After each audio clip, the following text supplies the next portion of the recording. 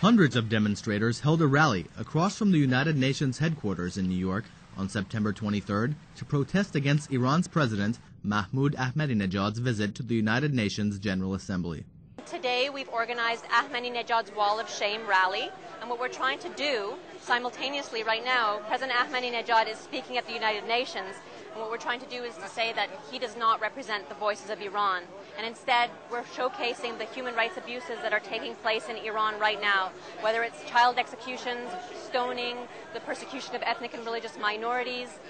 and the list goes on. Currently president of the Stop Child Executions campaign, Afshin Jam believes the focus of the international community on Iran's nuclear program has drawn attention away from Iran's treatment of minors and other human rights violations in Iran. The demonstration, titled Ahmadinejad, Why Are You Executing Children?, featured a wall of shame in the plaza adjacent to the UN building that listed the names and some faces of nearly 130 juvenile offenders currently on death row in Iran.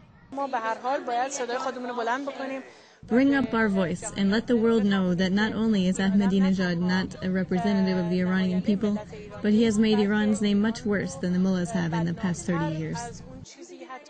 A well-known rapper from Colombia, Pablo Escobar, accepted an invitation to address the rally because he saw an opportunity to speak out against what he saw as similarities between his country and Iran.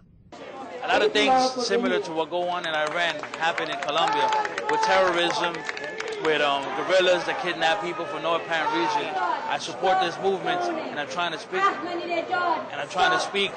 for the people who don't have a voice to speak for it. This demonstration followed a similar rally that took place a day before, protesting against Ahmadinejad's visit to the UN. The Stop Iran Now rally, organized by a coalition of American Jewish organizations, drew thousands of demonstrators and featured former Israeli Deputy Prime Minister Natan Sharansky, Israel's Knesset Speaker Dalia Itzik, and Nobel laureate and Holocaust survivor Elie Wiesel, who joined the crowd in condemning Ahmadinejad's verbal attacks on Israel.